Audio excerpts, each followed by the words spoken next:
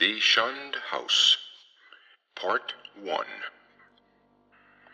From even the greatest of horrors, irony is seldom absent. Sometimes it enters directly into the composition of the events, while sometimes it relates only to their fortuitous position among persons and places. The latter sort is splendidly exemplified by a case in the ancient city of Providence, where in the late 40s, Edgar Allan Poe used to sojourn often during his unsuccessful wooing of the gifted poetess Mrs. Whitman. Poe generally stopped at the mansion house in Benefit Street, the renamed Golden Ball Inn, whose roof has sheltered Washington, Jefferson, and Lafayette, and his favorite walk led northward along the same street to Mrs. Whitman's home and the neighboring hillside churchyard of St. John's, whose hidden expanse of 18th century gravestones had for him a peculiar fascination. Now, the irony is this. In his walk, so many times repeated, the world's greatest master of the terrible and the bizarre was obliged to pass a particular house on the eastern side of the street, a dingy, antiquated structure perched on the abruptly rising side hill, with a great unkempt yard dating from a time when the region was partly open country. It does not appear that he ever wrote or spoke of it, nor is there any evidence that he even noticed it. And yet that house, to the two persons in possession of certain information, equals or outranks in horror the wildest fantasy of the genius who so often passed it unknowingly, and stands starkly leering as a symbol of all that is unutterably hideous. The house was, and for that matter still is, of a kind to attract the attention of the curious. Originally a farm or semi-farm building, it followed the average New England colonial line of the middle 18th century, the prosperous peaked roof sort, with 2 stories and dormerless attic, and the Georgian doorway and interior paneling dictated by the progress of taste at that time. It faced south, with one gable end buried to the lower windows in the eastward rising hill, and the other exposed to the foundations toward the street. Its construction, over a century and a half ago, had followed the grading and straightening of the road in that especial vicinity, for Benefit Street, at first called Black Street, was laid out as a lane winding amongst the graveyards of the first settlers, and straightened only when the removal of the bodies to the north burial ground made it decently possible to cut through the old family plots. At the start, the western wall had lain some 20 feet up a precipitous lawn from the roadway, but a widening of the street at about the time of the Revolution sheared off most of the intervening space, exposing the foundations so that a brick basement wall had to be made, giving the deep cellar a street frontage with the door and one window above ground, close to the new line of public travel. When a sidewalk was laid out a century ago, the last of the intervening space was removed, and Poe, in his walks, must have seen only a sheer ascent of dull gray brick flush with the sidewalk, and surmounted at a height of 10 feet by the antique shingled bulk of the house proper.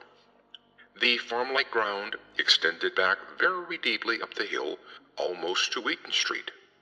The space south of the house, abutting on Benefit Street, was of course greatly above the existing sidewalk level, forming a terrace bounded by a high bank wall of damp, mossy stone, pierced by a steep flight of narrow steps which led inward between canyon-like surfaces to the upper region of mangy lawn, roomy brick walls, and neglected gardens, whose dismantled cement urns, rusted kettles fallen from tripods of knotty sticks, and similar paraphernalia set off the weather-beaten front door with its broken fanlight, rotting ionic pilasters, and wormy triangular pediment.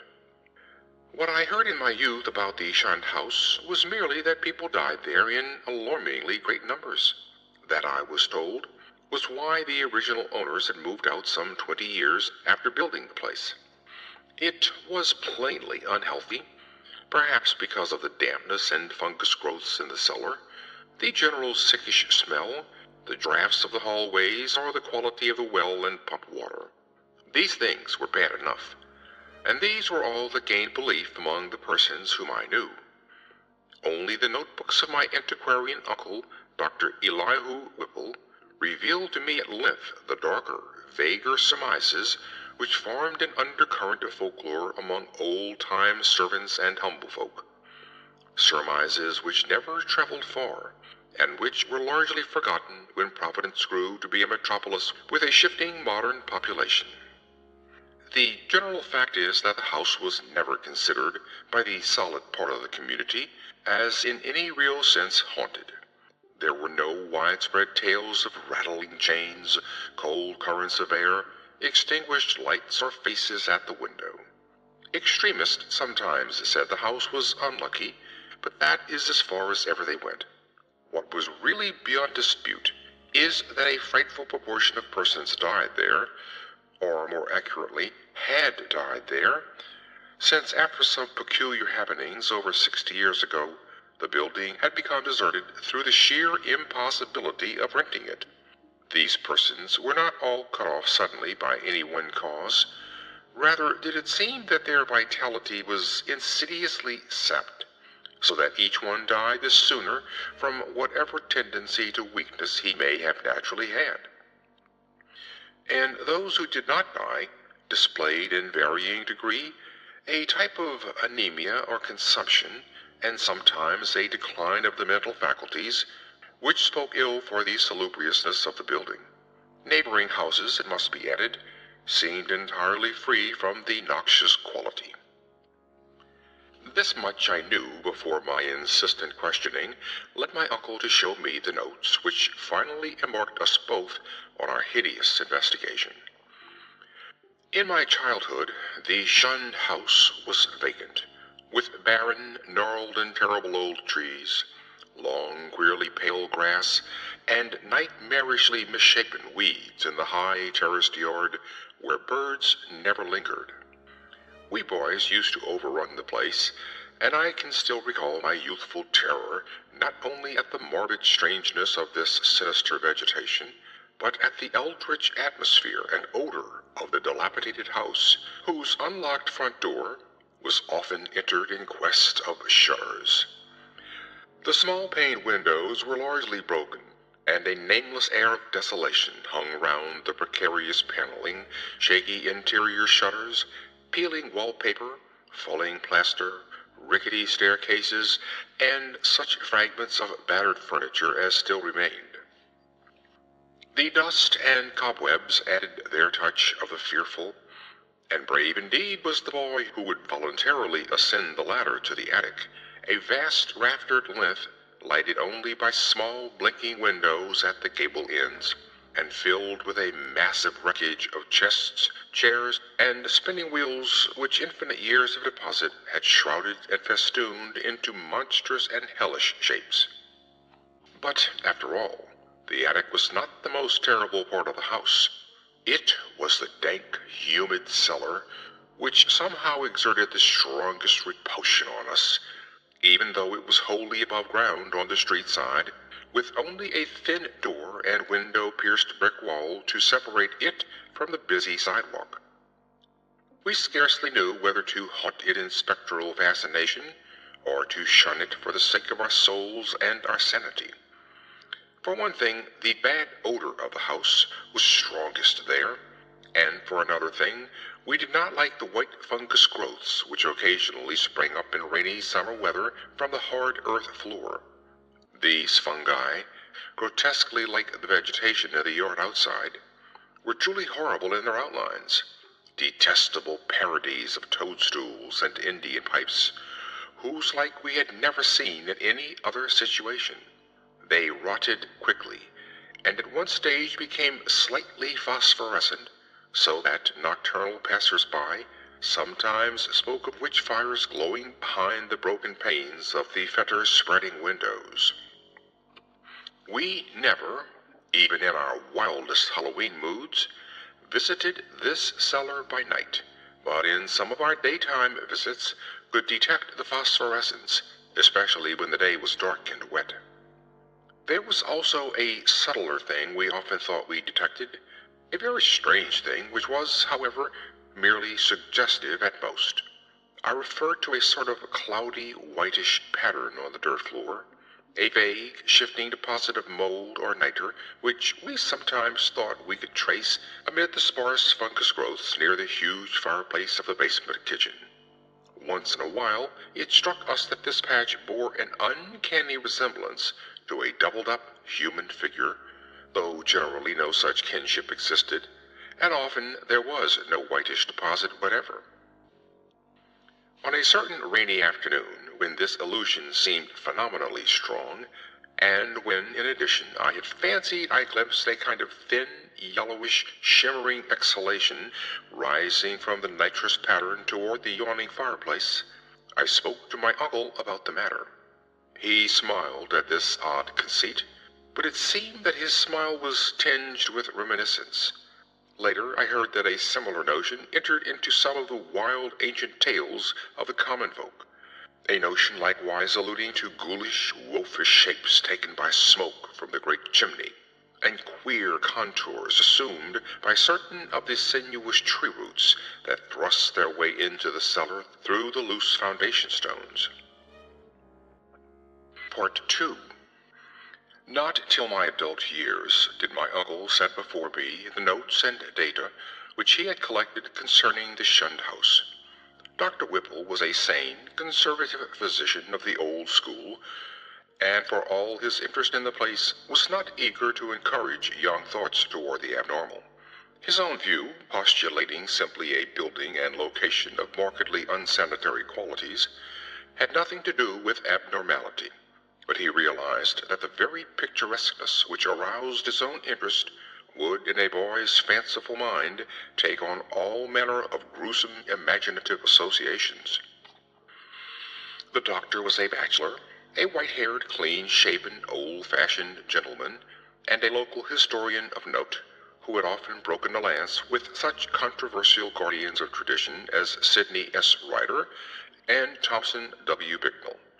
He lived with one manservant in a Georgian homestead, with knocker and iron rail steps, balanced eerily on the steep ascent of North Court Street, beside the ancient brick court and colony house where his grandfather, a cousin of that celebrated privateersman Captain Whipple, who burnt His Majesty's armed schooner Gaspee in 1772, had voted in the legislature on May 4th, 1776, for the independence of the Rhode Island colony.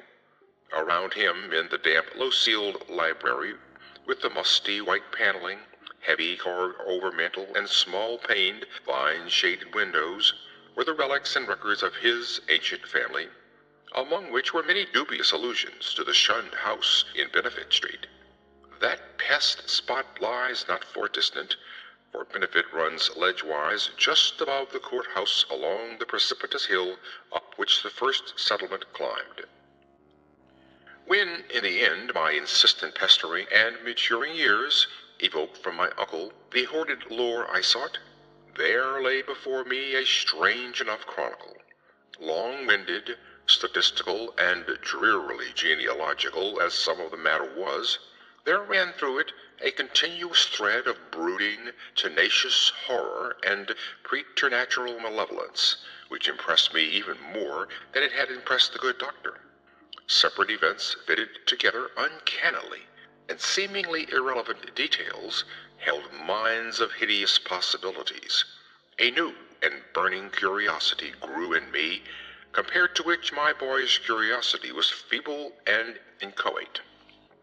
The first revelation led to an exhaustive research, and finally to that shuddering quest which proved so disastrous to myself and mine. For at the last my uncle insisted on joining the search I had commenced, and after a certain night in that house, he did not come away with me. I am lonely without that gentle soul, whose long years were filled only with honor, virtue, good taste, benevolence, and learning. I have reared a marble urn in his memory in St. John's churchyard, the place that Poe loved, the hidden grove of giant willows on the hill, where tombs and headstones huddle quietly between the hoary bulk of the church and the houses and bank walls of Benefit Street. The history of the house, opening amidst a maze of dates, revealed no trace of the sinister either about its construction or about the prosperous and honorable family who built it.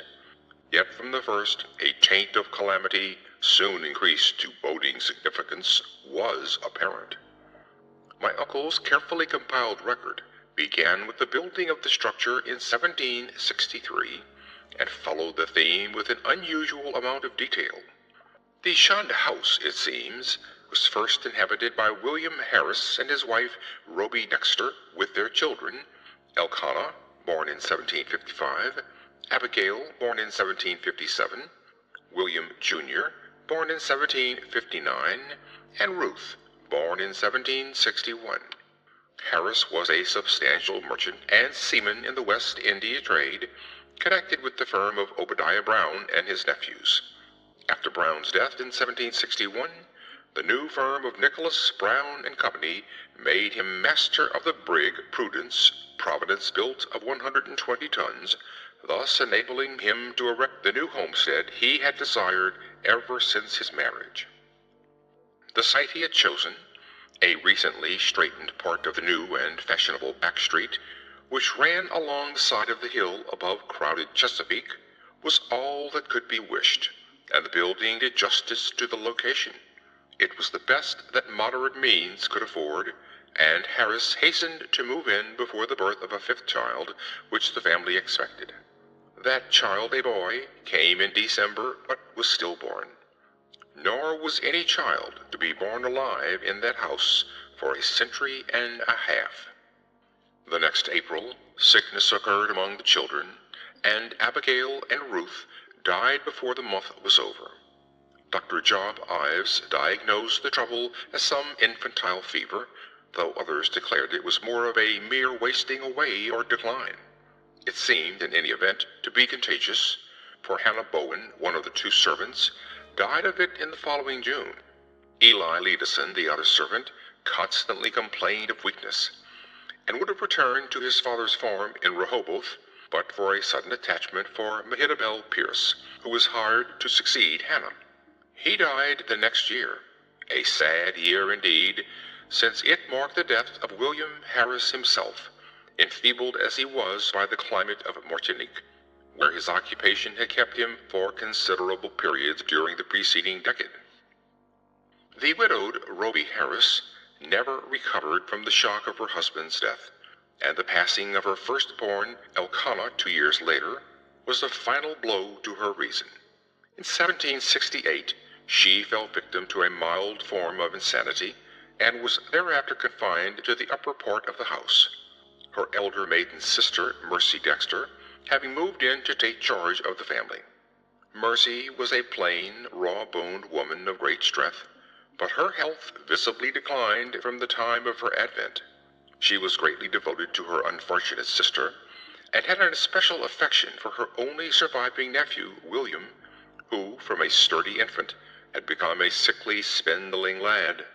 In this year the servant Mehitabel died, and the other servant, Preserved Smith, left without coherent explanation, or at least with only some wild tales, and a complaint that he disliked the smell of the place.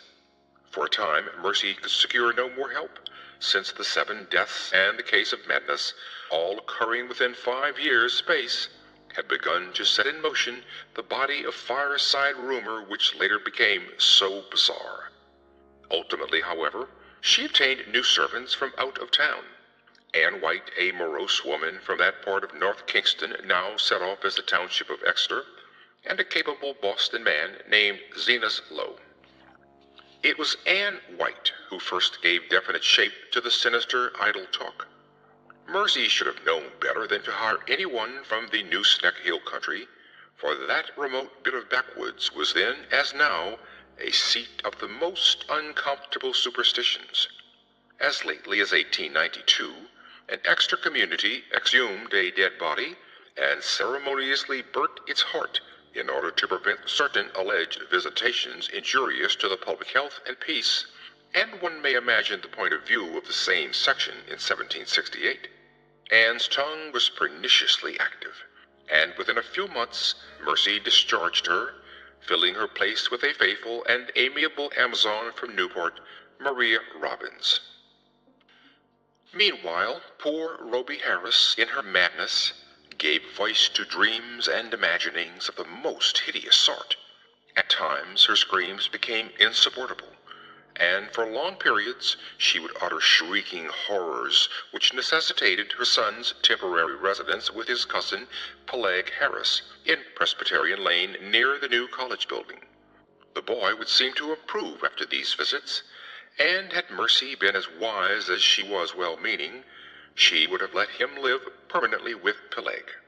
Just what Mistress Harris cried out in her fits of violence, tradition hesitates to say, or rather presents such extravagant accounts that they nullify themselves through sheer absurdity. Certainly it sounds absurd to hear that a woman educated only in the rudiments of French often shouted for hours in a coarse and idiomatic form of that language, or that the same person, alone and guarded, complained wildly of a staring thing which bit and chewed at her. In 1772, the servant Zenas died, and when Mrs. Harris heard of it, she laughed with a shocking delight utterly foreign to her. The next year she herself died, and was laid to rest in the North burial ground beside her husband. Upon the outbreak of trouble with Great Britain in 1775, William Harris, despite his scant 16 years and feeble constitution, managed to enlist in the Army of Observation under General Greene, and from that time on enjoyed a steady rise in health and prestige. In 1780, as a captain in the Rhode Island forces in New Jersey under Colonel Angell, he met and married Phoebe Hatfield of Elizabethtown, whom he brought to Providence upon his honorable discharge in the following year. The young soldier's return was not a thing of unmitigated happiness. The house, it is true, was still in good condition, and the street had been widened and changed in name from Back Street to Benefit Street. But Mercy Dexter's once robust frame had undergone a sad and curious decay, so that she was now a stooped and pathetic figure with hollow voice and disconcerting pallor, qualities shared to a singular degree by the one remaining servant, Maria. In the autumn of 1782, Phoebe Harris gave birth to a stillborn daughter, and on the 15th of the next May, Mercy Dexter took leave of a useful, austere, and virtuous life. William Harris, at last thoroughly convinced of the radically unhealthy nature of his abode, now took steps toward quitting it and closing it forever. Securing temporary quarters for himself and his wife at the newly opened Golden Ball Inn, he arranged for the building of a new and finer house in Westminster Street, in the growing part of the town across the Great Bridge. There, in 1785, his son Duty was born, and there the family dwelt till the encroachments of commerce drove them back across the river and over the hill to Angell Street, in the newer East Side residence district, where the late Archer Harris built his sumptuous but hideous French-roofed mansion in 1876. William and Phoebe both succumbed to the yellow fever epidemic of 1797, but Duty was brought up by his cousin Rathbone Harris, Peleg's son. Rathbone was a practical man, and rented the Benefit House despite Williams's wish to keep it vacant. He considered it an obligation to his ward to make the most of all the boy's property, nor did he concern himself with the deaths and illnesses which caused so many changes of tenants, or the steadily growing aversion with which the house was generally regarded. It is likely that he felt only vexation when, in 1804, the town council ordered him to fumigate the place with sulphur, tar, and gum camphor on account of the much-discussed deaths of 4 persons, presumably caused by the then diminishing fever epidemic. They said the place had a febrile smell. Duty himself thought little of the house, for he grew up to be a privateersman, and served with distinction on the Vigilant under Captain Cahoon in the War of 1812. He returned unharmed, married in 1814, and became a father on that memorable night of 1723-1815, when a great gale drove the waters of the bay over half the town, and floated a tall sloop well up Westminster Street so that its masts almost tapped the Harrises' window in symbolic affirmation that the new boy, Welcome, was a seaman's son. Welcome did not survive his father, but lived to perish gloriously at Friedrichsburg in 1862. Neither he nor his son, Archer, knew of the Shunned house as other than a nuisance almost impossible to rent, perhaps on account of the mustiness and sickly odor of unkempt old age. Indeed, it never was rented after a series of deaths culminating in 1861, which the excitement of the war tended to throw into obscurity. Carrington Harris, last of the male line, knew it only as a deserted and somewhat picturesque center of legend until I told him my experience.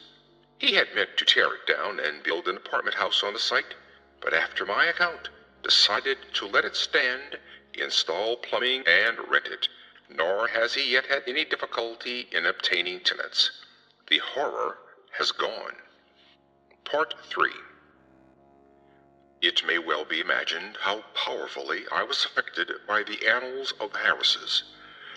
In this continuous record there seemed to me to brood a persistent evil beyond anything in nature as I had known it, an evil clearly connected with the house and not with the family.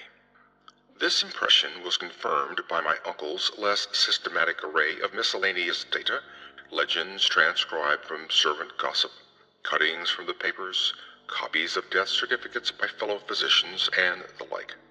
All this material I cannot hope to give, for my uncle was a tireless antiquarian and very deeply interested in the Shunned house, but I may refer to several dominant points which earn notice by their recurrence through many reports from diverse sources. For example, the servant gossip was practically unanimous in attributing to the fungus and malodorous cellar of the house a vast supremacy in evil influence.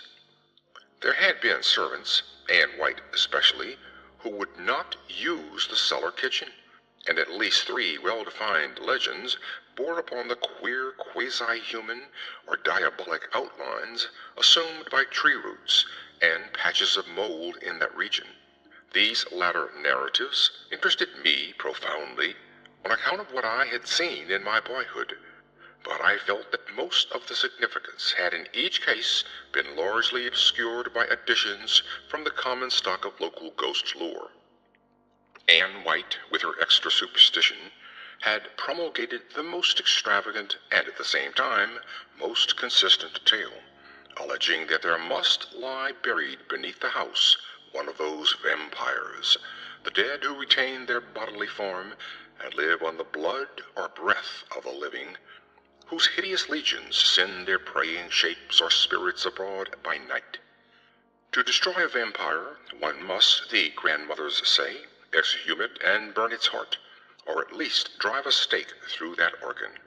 And Anne's dogged insistence on a search under the cellar had been prominent in bringing about her discharge. Her tales, however, commanded a wide audience, and were the more readily accepted because the house indeed stood on land once used for burial purposes. To me, their interest depended less on this circumstance than on the peculiarly appropriate way in which they dovetailed with certain other things. The complaint of the departing servant, Preserved Smith, who had preceded Anne and never heard of her, that something sucked his breath at night. The death certificates of the fever victims of 1804, issued by Dr. Chad Hopkins, and showing the 4 deceased persons all unaccountably lacking in blood, and the obscure passages of poor Roby Harris's ravings, where she complained of the sharp teeth of a glassy-eyed, half-visible presence.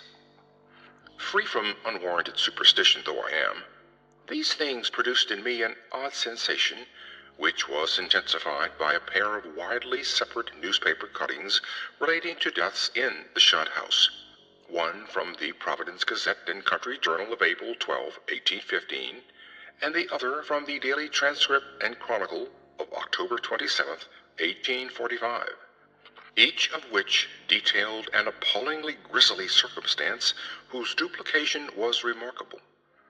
It seems that in both instances the dying person In 1815, a gentle old lady named Stafford, and in 1845, a school teacher of middle age named Eleazar Dufry, became transfigured in a horrible way, glaring glassily and attempting to bite the throat of the attending physician. Even more puzzling, though, was the final case which put an end to the renting of the house. A series of anemia deaths preceded by progressive madness, wherein the patient would craftily attempt the lives of his relatives by incisions in the neck or wrist. This was in 1860 and 1861, when my uncle had just begun his medical practice, and before leaving for the front, he heard much of it from his elder professional colleagues. The really inexplicable thing was the way in which the victims, ignorant people for the ill-smelling and widely shunned house could now be rented to no others, would babble maledictions in French, a language they could not possibly have studied to any extent. It made one think of poor Roby Harris nearly a century before, and so moved my uncle that he commenced collecting historical data on the house after listening, some time subsequent to his return from the war, to the first-hand account of Doctors Chase and Whitmarsh. Indeed, I could see that my uncle had thought deeply on the subject, and that he was glad of my own interest, an open-minded and sympathetic interest, which enabled him to discuss with me matters at which others would merely have laughed. His fancy had not gone so far as mine, but he felt that the place was rare in its imaginative potentialities, and worthy of note as an inspiration in the field of the grotesque and macabre. For my part, I was disposed to take the whole subject with profound seriousness, and began at once not only to review the evidence, but to accumulate as much more as I could. I talked with the elderly Archer Harris, then owner of the house, many times before his death in 1916, and obtained from him and his still surviving maiden aunt, Alice, an authentic corroboration of all the family data my uncle had collected. When, however, I asked them what connection with France or its language the house could have, they confessed themselves as frankly baffled and ignorant as I. Archer knew nothing, and all that Miss Harris could say was that an old illusion her grandfather, Duty Harris, had heard of might shed a little light. The old seaman, who had survived his son Welcome's death in battle by 2 years, had not himself known the legend, but he recalled that his earliest nurse, the ancient Maria Robbins, seemed darkly aware of something that might have lent a weird significance to the French raving of Roby Harris, which she had so often heard during the last days of that hapless woman. Maria had been at the Shunned house from 1769 till the removal of the family in 1783, and had seen Mercy Dexter die. Once she hinted to the child Duty of a somewhat peculiar circumstance in Mercy's last moments, but he had soon forgotten all about it, save that it was something peculiar. The granddaughter, however, recalled even this much with difficulty. She and her brother were not so much interested in the house as was Archer's son, Carrington, the present owner, with whom I talked after my experience. Having exhausted the Harris family of all the information it could furnish, I turned my attention to early town records and deeds with a zeal more penetrating than that which my uncle had occasionally shown in the same work. What I wished was a comprehensive history of the site from its very settlement in 1636, or even before, if any Narragansett Indian legend could be unearthed to supply the data. I found at the start that the land had been part of the long strip of home lot granted originally to John Throckmorton, one of many similar strips beginning at the town street beside the river and extending up over the hill to a line roughly corresponding with the modern Hope Street. The Throckmorton lot had later, of course, been much subdivided, and I became very assiduous in tracing that section through which Back or Benefit Street was later run. It had, as rumor indeed said, been the Throckmorton graveyard, but as I examined the records more carefully, I found that the graves had all been transferred at an early date to the North Burial Ground on the Pawtucket West Road. Then, suddenly I came, by a rare piece of chance, since it was not in the main body of records, and might easily have been missed, upon something which aroused my keenest eagerness, fitting in as it did with several of the queerest phases of the affair. It was the record of a lease in 1697 of a small tract of ground to an Etienne Roulette and his wife.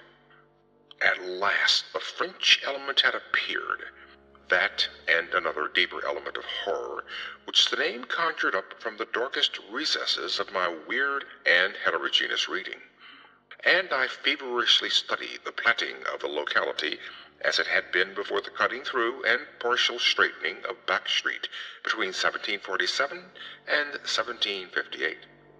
I found what I had half expected, that where the Shunned house now stood, the Roulettes had laid out their graveyard behind a one-story and attic cottage, and that no record of any transfer of graves existed.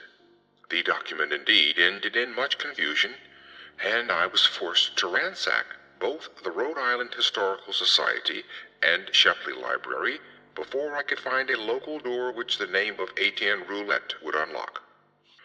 In the end I did find something of such vague but monstrous import that I set about at once to examine the cellar of the Shunned house itself with a new and excited minuteness.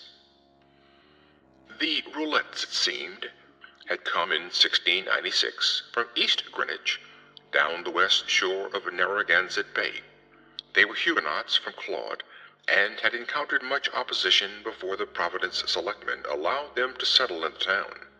Unpopularity had dogged them in East Greenwich, whither they had come in 1686, after the revocation of the Edict of Nantes, and rumor said that the cause of dislike extended beyond mere racial and national prejudice, or the land disputes which involved other French settlers with the English in rivalries which not even Governor Andros could quell. But their ardent Protestantism, too ardent, some whispered, and their evident distress when virtually driven from the village down the bay, had moved the sympathy of the town fathers.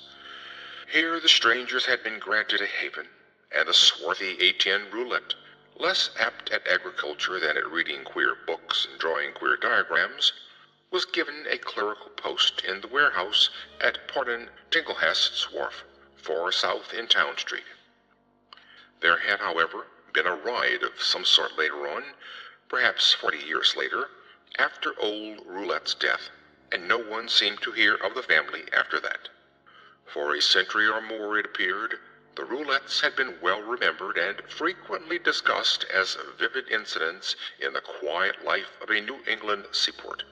Etienne's son, Paul, a surly fellow whose erratic conduct had probably provoked the riot which wiped out the family, was particularly a source of speculation, and though Providence never shared the witchcraft panics of her Puritan neighbors, it was freely intimated by old wives that his prayers were neither uttered at the proper time nor directed toward the proper object. All this had undoubtedly formed the basis of the legend known by old Maria Robbins. What relation it had to the French ravings of Roby Harris and other inhabitants of the Shunned house, imagination or future discovery alone would determine. I wondered how many of those who had known the legends realized that additional link with the terrible which my wider reading had given me, that ominous item in the annals of morbid horror which tells of the creature Jacques Roulette of Claude, who in 1598 was condemned to death as a demoniac, but afterwards saved from the stake by the Paris Parliament and shut in a madhouse. He had been found, covered with blood and shreds of flesh in a wood, shortly after the killing and rending of a boy by a pair of wolves. One wolf was seen to lope away unhurt.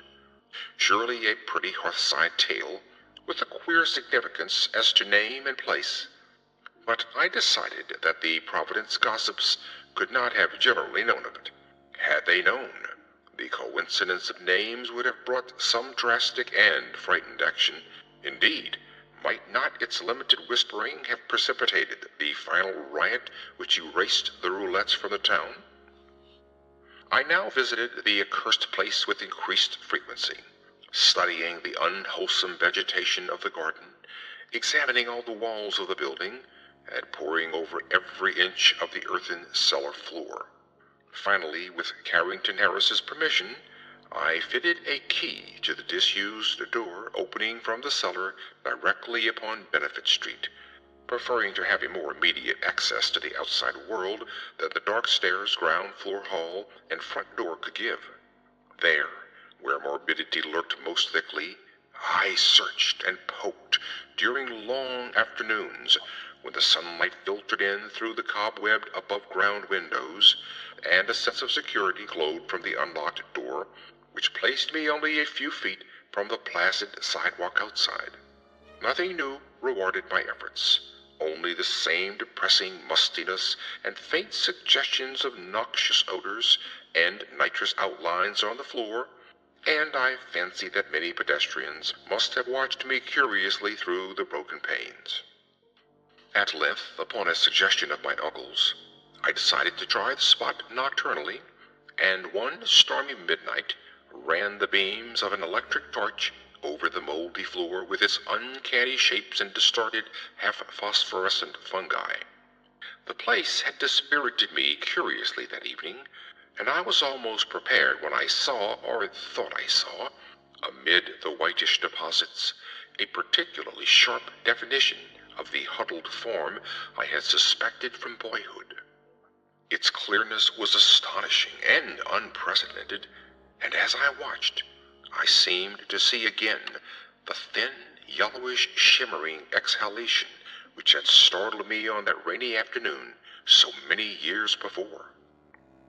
Above the anthropomorphic patch of mold by the fireplace, it rose, a subtle, sickish, almost luminous vapor, which, as it hung trembling in the dampness, seemed to develop vague and shocking suggestions of form, gradually trailing off into nebulous decay and passing up into the blackness of the great chimney with a fetor in its wake.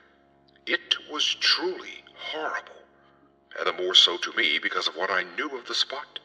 Refusing to flee, I watched it fade, and as I watched, I felt that it was in turn watching me greedily, with eyes more imaginable than visible.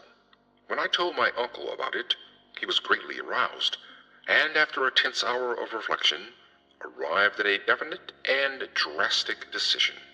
Weighing in his mind the importance of the matter and the significance of our relation to it, he insisted that we both test and, if possible, destroy the horror of the house by a joint night or nights of aggressive vigil in that musty and fungus-cursed cellar.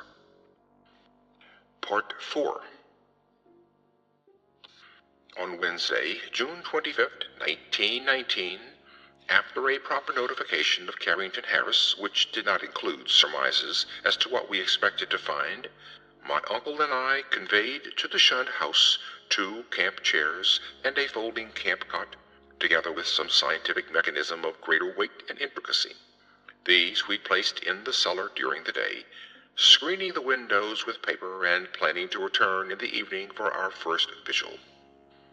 We had locked the door from the cellar to the ground floor, and having a key to the outside cellar door, were prepared to leave our expensive and delicate apparatus, which we had obtained secretly and at great cost, as many days as our vigils might be protracted. It was our design to sit up together till very late, and then watch singly till dawn in 2-hour stretches, myself first, and then my companion, the inactive member resting on the cot. The natural leadership with which my uncle procured the instruments from the laboratories of Brown University and the Cranston Street Armory, and instinctively assumed direction of our venture, was a marvelous commentary on the potential vitality and resilience of a man of 81.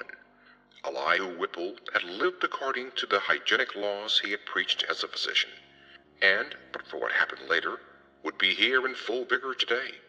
Only 2 persons suspected what did happen: Carrington Harris and myself. I had to tell Harris because he owned the house and deserved to know what had gone out of it. Then, too, we had spoken to him in advance of our quest, and I felt after my uncle's going that he would understand and assist me in some vitally necessary public explanations. He turned very pale, but agreed to help me, and decided that it would now be safe to rent the house. To declare that we were not nervous on that rainy night of watching would be an exaggeration, both gross and ridiculous. We were not, as I have said, in any sense childishly superstitious, but scientific study and reflection had taught us that the known universe of 3 dimensions embraces the merest fraction of the whole cosmos of substance and energy. In this case, an overwhelming preponderance of evidence from numerous authentic sources pointed to the tenacious existence of certain forces of great power and, so far as the human point of view is concerned, exceptional malignancy. To say that we actually believed in vampires or werewolves would be a carelessly inclusive statement.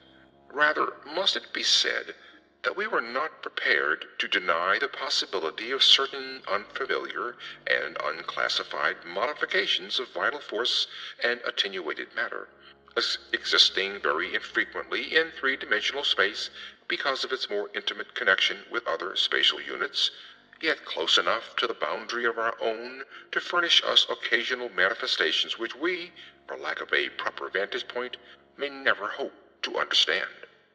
In short, it seemed to my uncle and me that an incontrovertible array of facts pointed to some lingering influence in the Shunned house, traceable to one or another of the ill-favored French settlers of 2 centuries before, and still operative through rare and unknown laws of atomic and electronic motion. That the family of Roulette had possessed an abnormal affinity for outer circles of entity, dark spheres which for normal folk hold only repulsion and terror, their recorded history seemed to prove. Had not then the riots of those bygone 1730s set moving certain kinetic patterns in the morbid brain of one or more of them, notably the sinister Paul Roulette, which obscurely survived the bodies murdered and buried by the mob, and continued to function in some multiple dimension of space along the original lines of force determined by a frantic hatred of the encroaching community? Such a thing was surely not a physical or biochemical impossibility in the light of a newer science which includes the theories of relativity and intra-atomic action. One might easily imagine an alien nucleus of substance or energy, formless or otherwise, kept alive by imperceptible or immaterial subtractions from the life force or bodily tissue and fluids of other and more palpably living things into which it penetrates and with whose fabric it sometimes completely merges itself. It might be actively hostile, or it might be dictated merely by blind motives of self-preservation. In any case, such a monster must of necessity be in our scheme of things an anomaly and an intruder, whose extirpation forms a primary duty with every man not an enemy to the world's life, health, and sanity. What baffled us was our utter ignorance of the aspect in which we might encounter the thing. No sane person had ever seen it, and few had ever felt it definitely.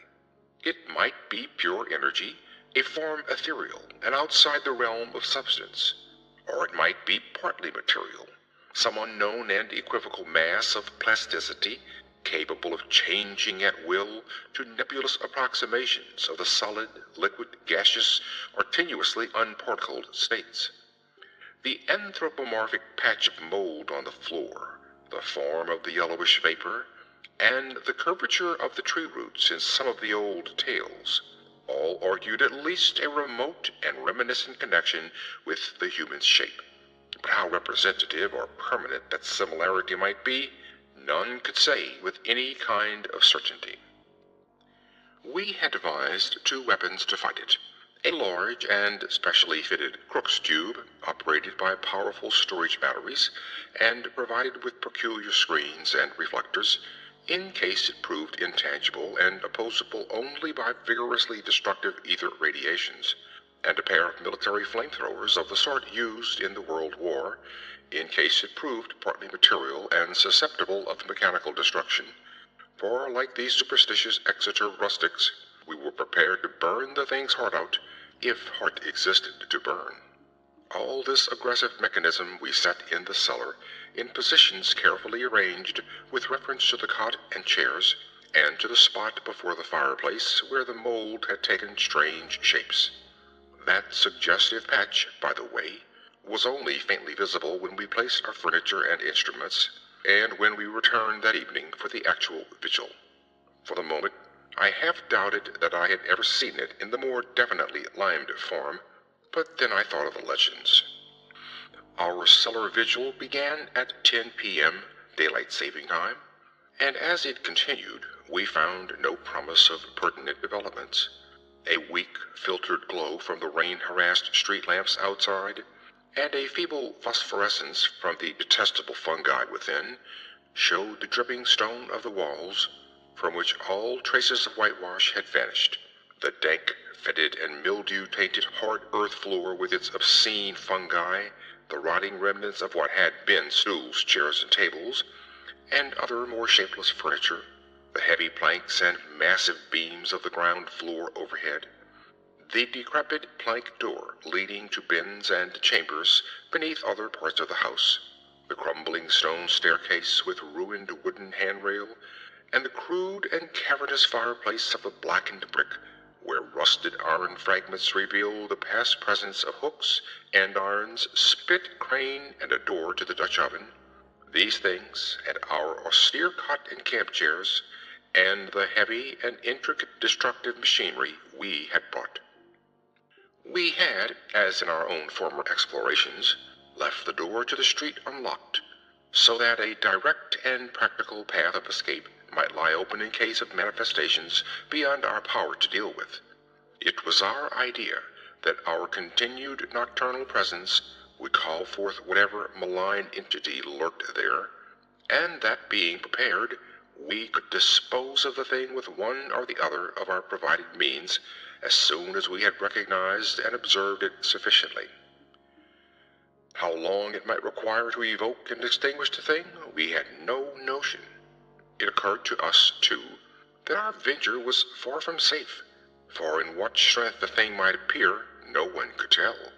But we deemed the game worth the hazard, and embarked on it alone and unhesitatingly, conscious that the seeking of outside aid would only expose us to ridicule, and perhaps defeat our entire purpose. Such was our frame of mind as we talked far into the night, till my uncle's growing drowsiness made me remind him to lie down for his 2-hour sleep. Something like fear chilled me as I sat there in the small hours alone. I say alone, for one who sits by a sleeper is indeed alone, perhaps more alone than he can realize. My uncle breathed heavily, his deep inhalations and exhalations accompanied by the rain outside and punctuated by another nerve-wracking sound of distant, dripping water within, for the house was repulsively damp even in dry weather, and in this storm positively swamp-like.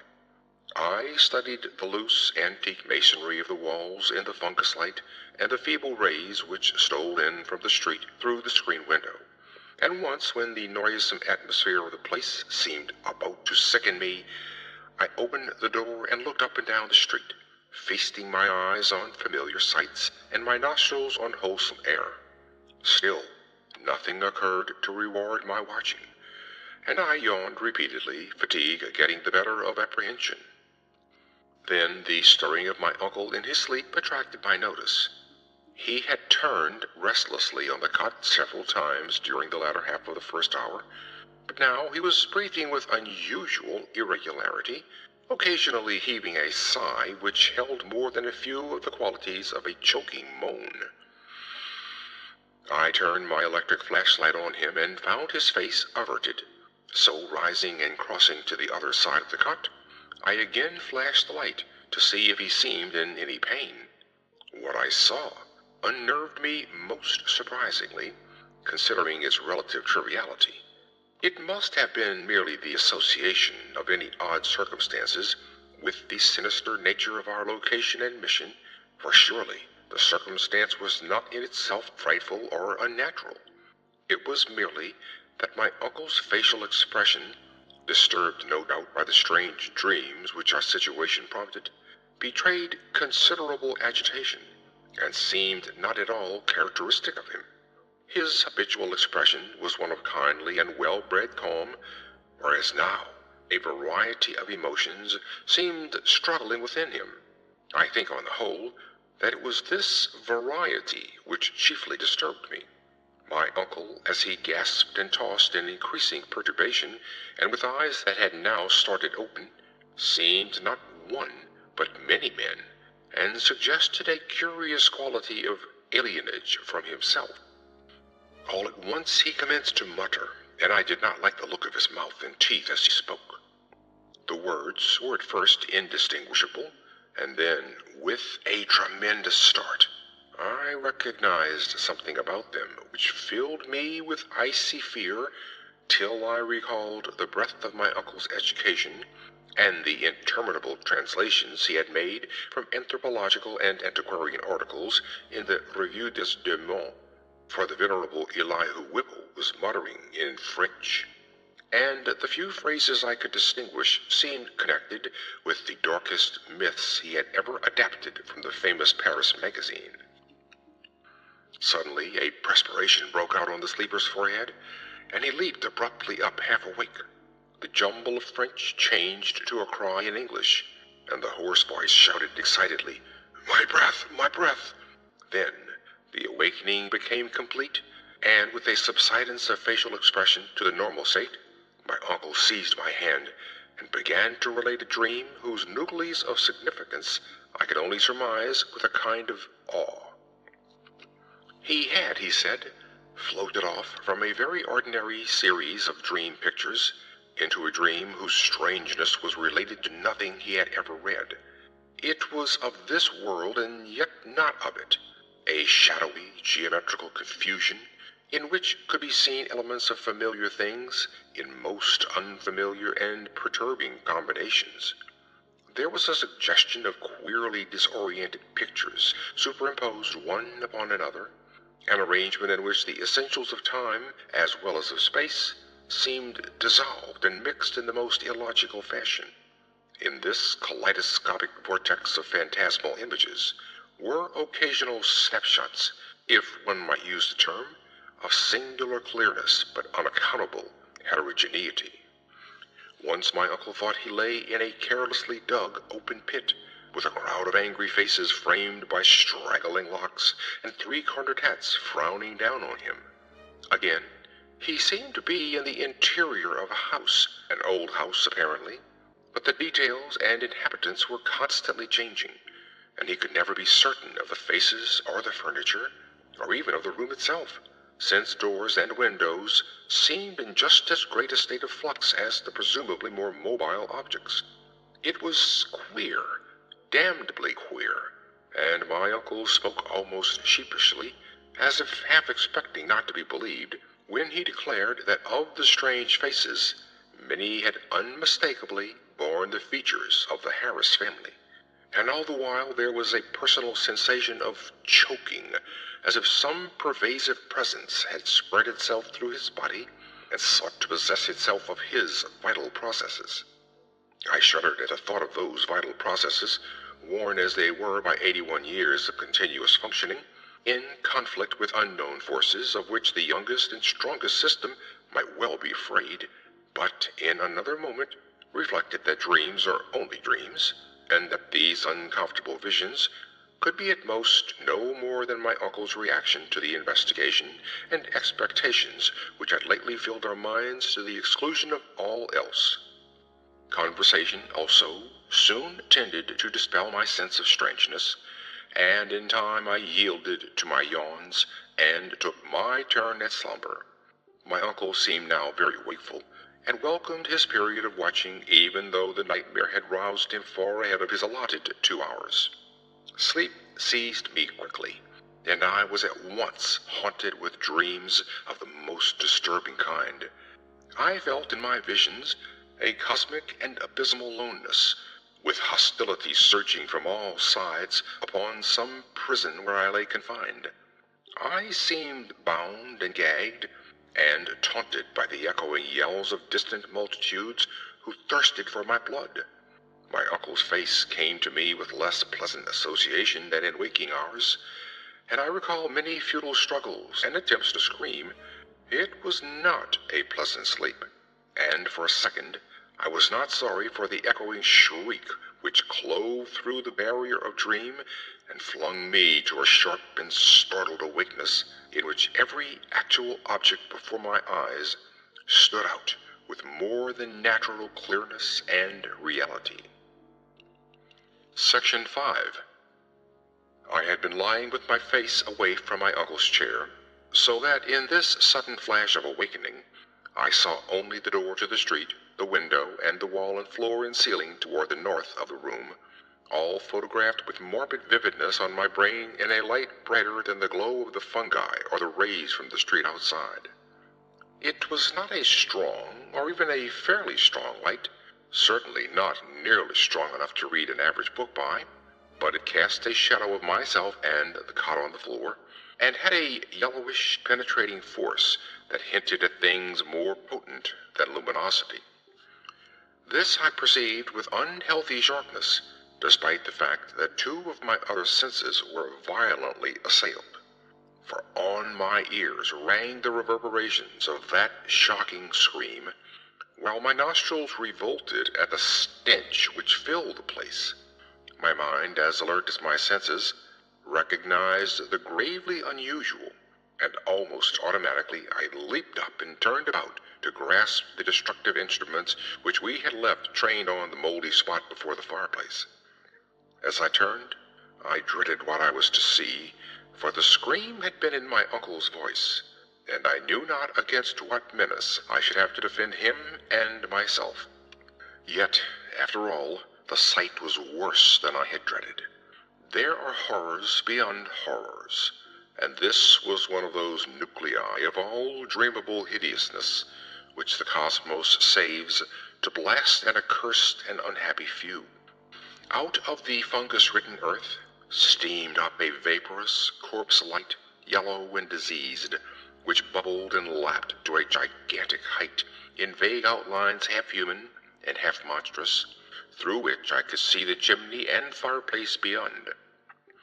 It was all eyes, wolfish and mocking, and the rugose insect-like head dissolved at the top to a thin stream of mist which curled putridly about and finally vanished up the chimney. I say that I saw this thing, but it is only in conscious retrospection that I ever definitely traced its damnable approach to form. At the time, it was to me only a seething, dimly phosphorescent cloud of fungus loathsomeness, enveloping and dissolving to an abhorrent plasticity the one object on which all my attention was focused. That object was my uncle, the venerable Elihu Whipple, who, with blackening and decaying features, leered and gibbered at me, and reached out dripping claws to rend me in the fury which this horror had brought. It was a sense of routine which kept me from going mad.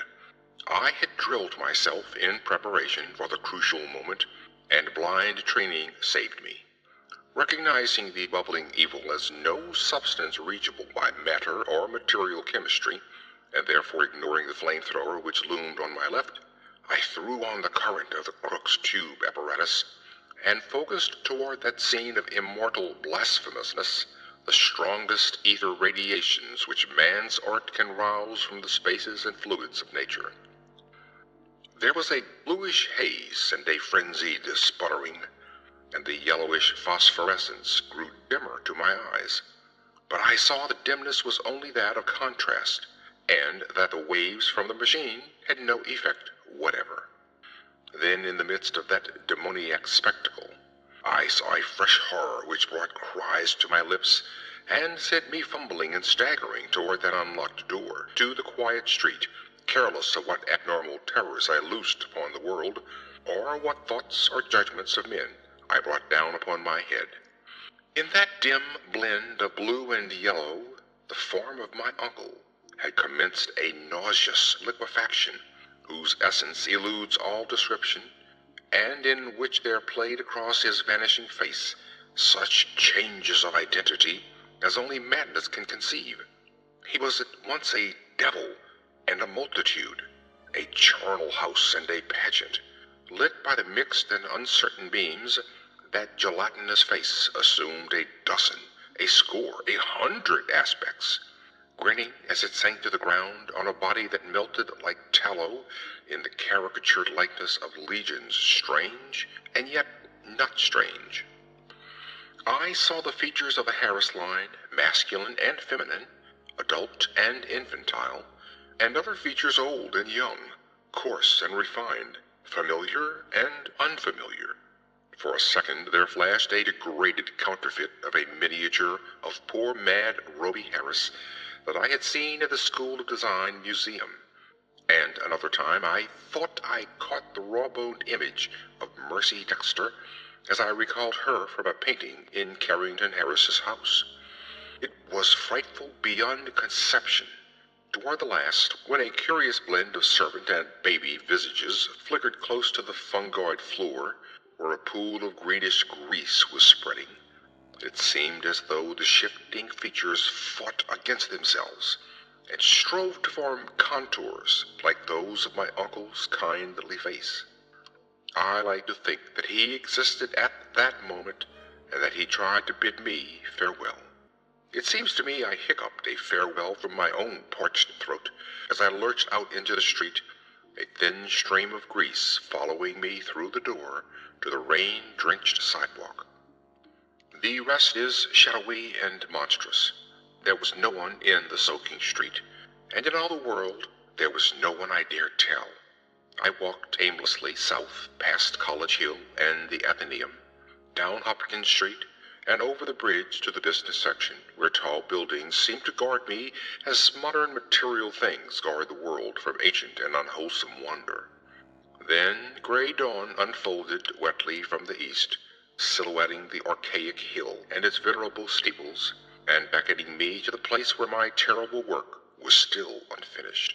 And in the end I went, wet, hatless, and dazed in the morning light, and entered that awful door in Benefit Street, which I had left ajar and which still swung cryptically in full sight of the early householders to whom I dare not speak. The grease was gone, for the moldy floor was porous, and in front of the fireplace was no vestige of the giant doubled-up form traced in niter. I looked at the cot, the chairs, the instruments, my neglected hat, and the yellowed straw hat of my uncle. Dazedness was uppermost, and I could scarcely recall what was dream and what was reality.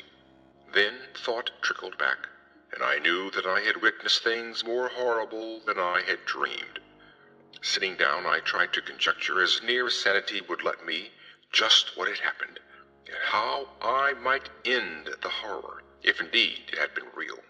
Matter it seemed not to be, nor ether, nor anything else conceivable by mortal mind. What then but some exotic emanation, some vampirish vapor, such as Exeter rustics tell of as lurking over certain churchyards?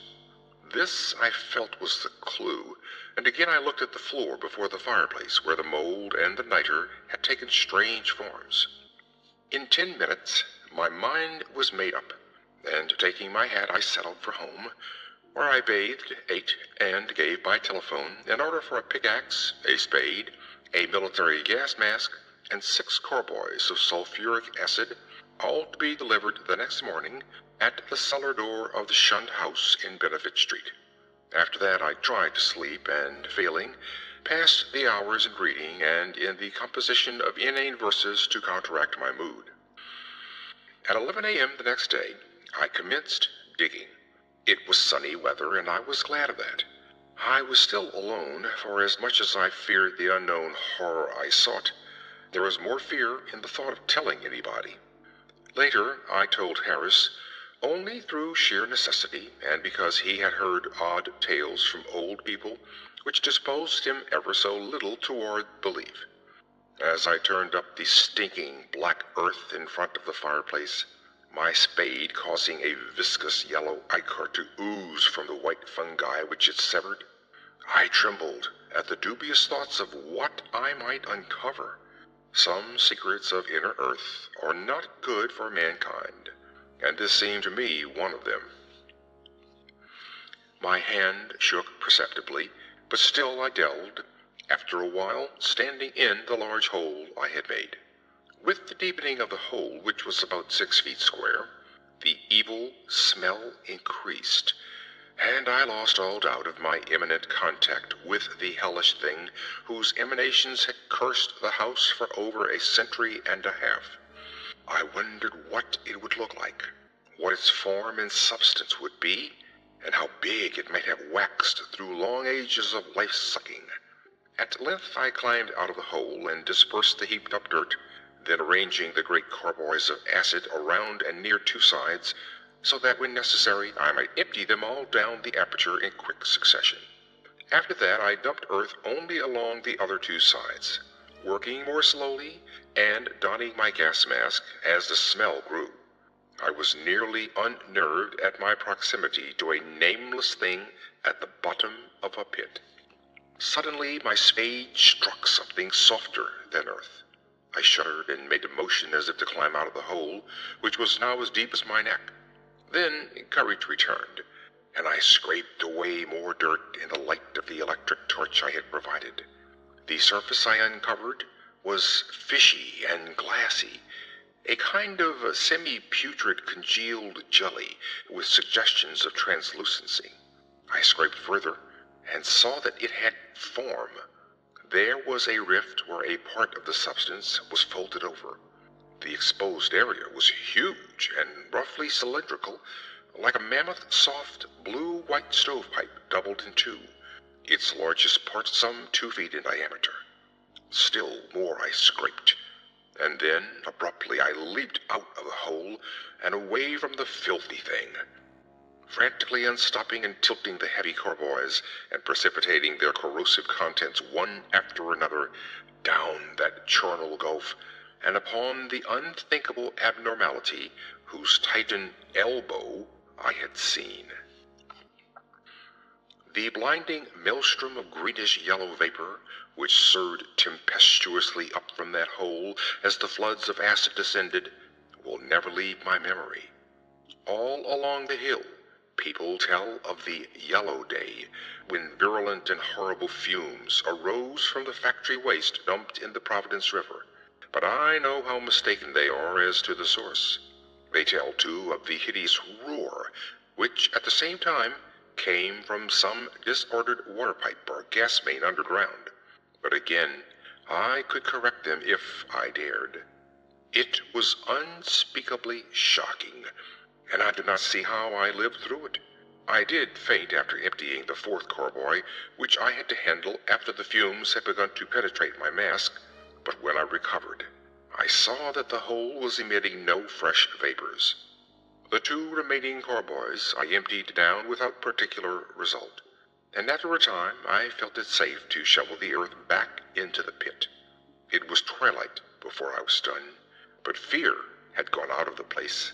The dampness was less fetid, and all the strange fungi had withered to a kind of harmless grayish powder which blew ash-like along the floor. One of earth's nethermost terrors had perished forever, and if there be a hell, it had received at last the demon soul of an unhallowed thing. And as I patted down the last spadeful of mold, I shed the first of many tears with which I have paid unaffected tribute to my beloved uncle's memory. The next spring, no more pale grass and strange weeds came up in the Shunned house's terraced garden, and shortly afterward Carrington Harris rented the place. It is still spectral, but its strangeness fascinates me, and I shall find mixed with my relief a queer regret when it is torn down to make way for a tawdry shop or vulgar apartment building. The barren old trees in the yard have begun to bear small, sweet apples, and last year the birds nested in their gnarled boughs. End of The Shunned House.